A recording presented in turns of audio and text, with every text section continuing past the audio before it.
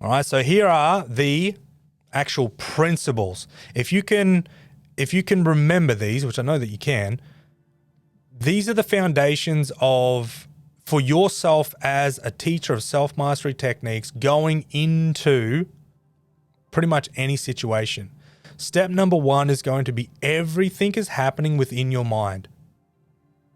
Now, I want you to really get this, right? Because people they won't fight you with this, right? But they might argue it if they don't really understand it. They say, hey, everything is happening within your mind. And then they say, no, it's not. I think it's happening somewhere else. It's not happening in me. It's happening in America. It's happening in somewhere else.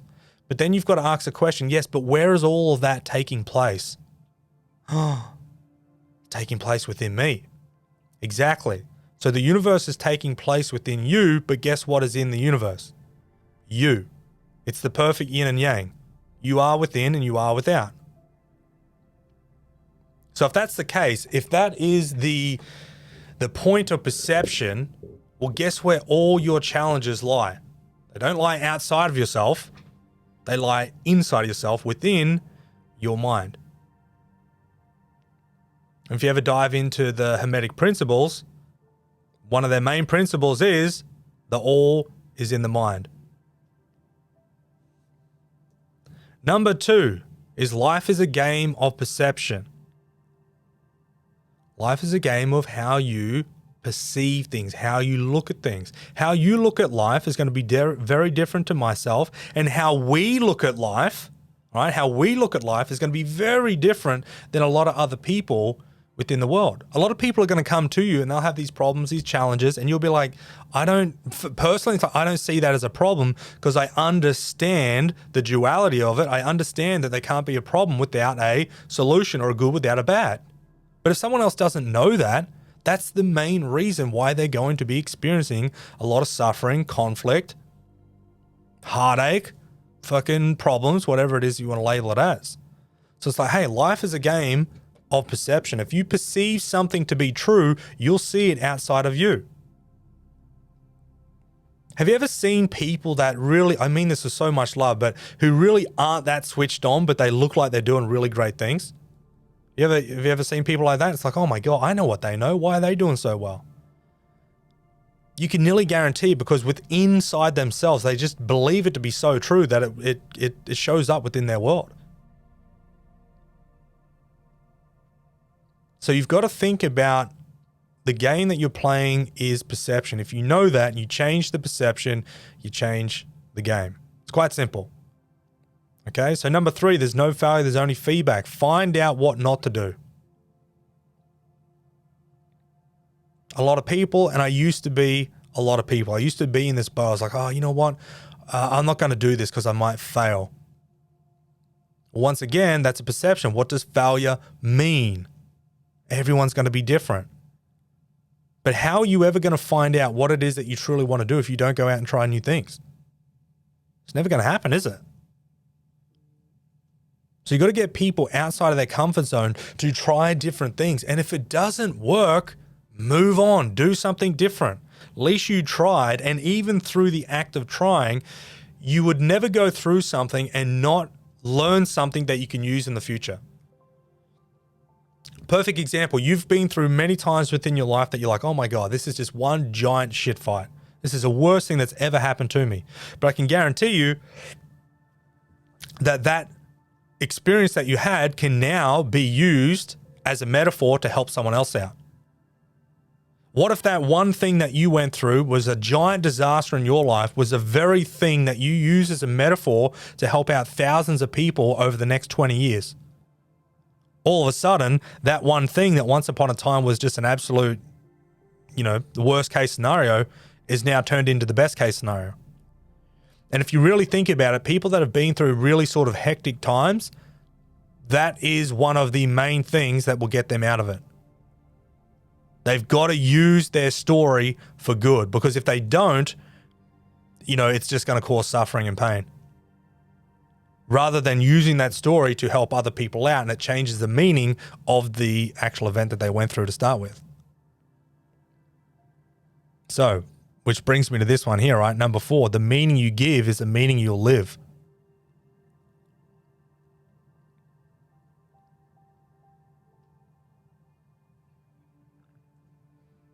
So when people look back on events that have happened in the past and they've got a imbalanced perception of it, they're probably going to say that thing was horrible. That thing was no good. I never want to experience that ever again. You can guarantee then that they're going to experience that thing again to get their attention to balance out the things that they missed out because they were unconscious to the good. You know, it's like having a little kid and all you do is you just buy them everything. You don't teach them about money. You don't teach them about value, probably more so about value.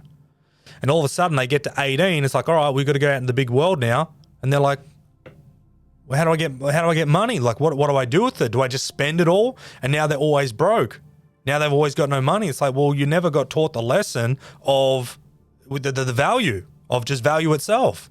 The value of communication, the value of connection with other people, the value of just being a freaking nice person, like a so-called good human. So have you really helped that kid out? Or have you not? Depends on your perception, right? A lot of parents would be like, no, I did my very best to give my kids everything that I didn't have. Well, you want to be very careful with that because you could be crippling them beyond your wildest dreams. And I know that's not your intention because that would be very silly and no parent would really do that. But I want you to understand that's a very real thing. So depending on the meaning you give will be the meaning that you live. Sometimes, like I said, if people actually knew that, if they actually really embodied it, then they would change the way that they think, feel, and act about a lot of different things within their life. Number 5, there's always a positive and a negative. There's always a good and bad. There's always an up and down. There's always two sides to the coin. There's always a million sides of the coin, depending on which way you look at it. But with the positive and a negative charge, they create light. I think that's really powerful. If you can get that. With the positive and negative charge, you will create light. You will not create it just by positive. You will not create it just by negative. So this is the integration within people's perception. If they could understand that the so-called positive is life itself, then that means that the negative is life itself also. This has been my big mission for the last couple of years now, is getting people to understand these fundamental principles, because these are the very things that hold up their life. And if you can get them to understand this first, everything else that comes afterwards is pretty straightforward because you can revert back to this. They start jumping down the rabbit hole of their story and they get carried away and they start to, relive it again. Step number 1, hey, you need to understand all of this is happening within your mind. Oh shit, that's right. It's all happening within my mind. Okay, so remember, life is a game of perception. The only way that you feel the way that you feel is because of the perception that you have right now. As you think about the thing that you're thinking about right now, what's the perception? Oh, I'm looking at it and it's all going wrong. Okay, well, no wonder you feel the way that you feel, but that's not necessarily true. It's not true, is it? They might say, yes, Luke, you don't understand. It is true. Okay, good. So even if it is true, what's the benefits out of it? How can you change your perception around that event? And then all of a sudden they start to loosen up. And instead of just having one fixed point of view, they now start to move. And as they move, so does every part of themselves. Then you can say, hey, look, remember step number 4, there's no, the only meaning that you're living right now is going to be the meaning that you're giving to that situation. What does that situation mean? Oh, that means that I'll miss out. Okay, well, that's not necessarily true, is it? Okay, no, it's not true. What did you gain from it? You know what I mean? You can start taking it in different sort of places in different ways. And step number 5, so hey, you've got to remember there's no just positive, there's no just negative. There's got to be everything present all the time. So if someone says, oh, I've missed out on so much money, let's just say it's money. I've missed out on all this money. You say, that's not necessarily true. Where else did it come up within your life? They say, oh, well, actually it came up in this direction. It came up in this direction, or this new opportunity opened up.